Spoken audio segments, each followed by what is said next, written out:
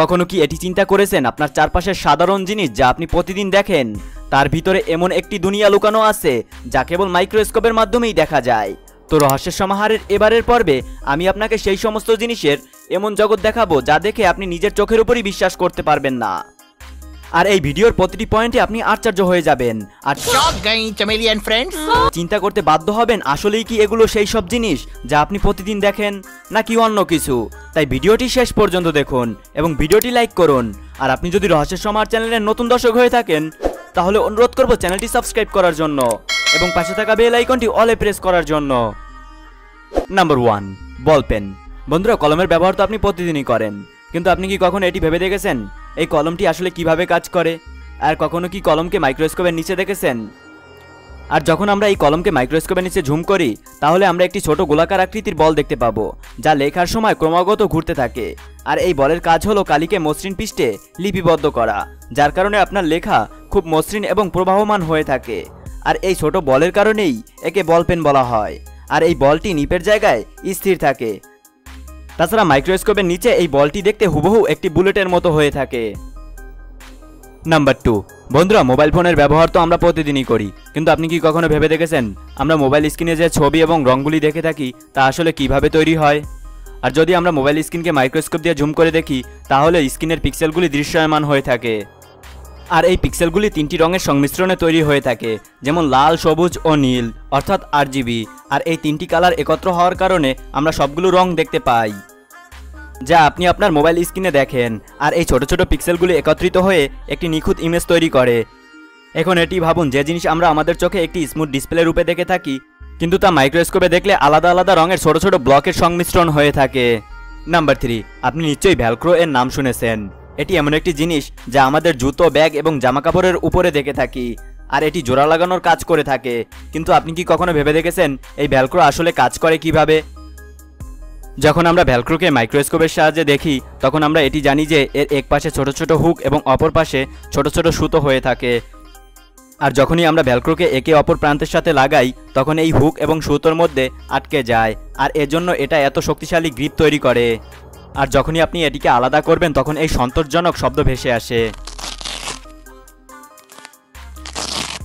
Number 4, ময়ূরের পালক তো আমরা সবাই নিশ্চয়ই দেখেছি, কিন্তু আপনি কি কখনো ভেবে দেখেছেন যে মাইক্রোস্কোপের সাহায্যে এই পালকটি দেখতে কেমন দেখাবে?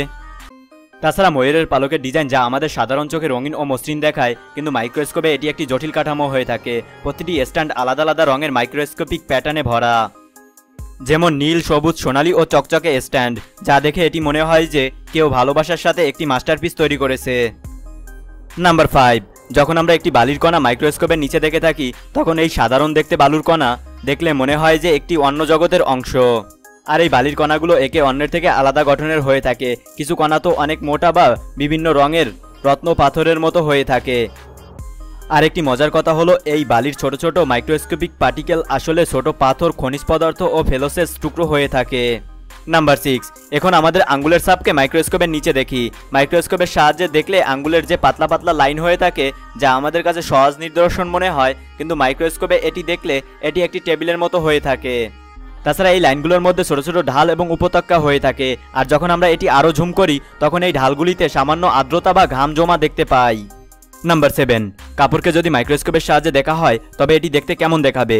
যখন আমরা কাপড়কে মাইক্রোস্কোপের নিচে রেখে জুম করি তখন প্রতিটি তন্তু আলাদা আলাদা দেখতে পাই। আর যে ফেব্রিকের প্যাটার্ন আমরা খালি চোখে দেখি তা মাইক্রোস্কোপের নিচে আলাদা আলাদা ডিজাইনের হয়ে থাকে। আর যেসব টি শার্ট আপনি পরে থাকেন তা মাইক্রোস্কোপের নিচে দেখতে গেলে কিছুটা এরকমের দেখায়। নাম্বার 8, আমাদের মধ্যে এমন লোক আছে যাদেরকে জীবনে একবার না একবার মৌমাছি কামড়েছে, কিন্তু আপনি কি কখনো ভেবে দেখেছেন মৌমাছির হুল দেখতে কেমন দেখায়?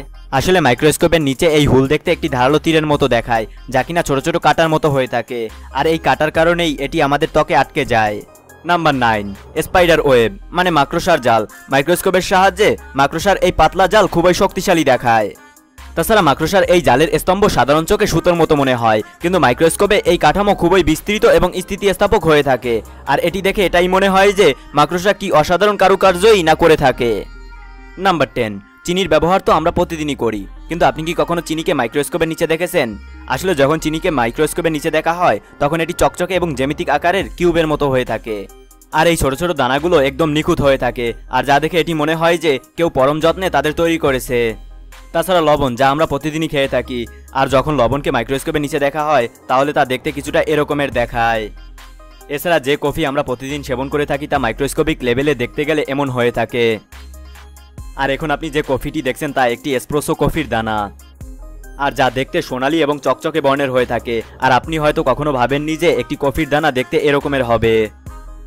নাম্বার 11, একটি সবুজ পাতাকে মাইক্রোস্কোপের নিচে দেখলে আমরা পাতার পৃষ্ঠে ছোট ছোট ছিদ্র দেখতে পাবো, যাকে স্ট্রোমেটা বলা হয়। আর এই ছিদ্রগুলি উদ্ভিদের শ্বাস প্রশ্বাসের প্রক্রিয়ায় সাহায্য করে। আর এসব প্রক্রিয়া কখনো খালি চোখে দেখাই যায় না, কিন্তু মাইক্রোস্কোপের নিচে এটি দেখতে নেটওয়ার্কের মতো হয়ে থাকে। নাম্বার 12, সুইংগাম তো আমরা অনেকেই খেয়েছি, কিন্তু আপনি কি কখনো এটি মাইক্রোস্কোপের নিচে দেখেছেন? আসলে যখন মাইক্রোস্কোপের নিচে একটি সুইংগাম দেখা হয় তখন এটি দেখতে একটি মসৃণ শীটের মতো হয়ে থাকে, কিন্তু যখন আমরা এটিকে চিবাতে থাকি তখন এর পৃষ্ঠ অসম এবং আঠালো হয়ে যায়, আর এতে ছোট ছোট বুদবুদ দেখা যায়। নাম্বার 13, বন্ধুরা, টুথপেস্ট তো আমরা অনেকেই ব্যবহার করি, কিন্তু আপনি কি কখনো টুথপেস্টের মাইক্রোস্কোপিং ভিউ দেখেছেন?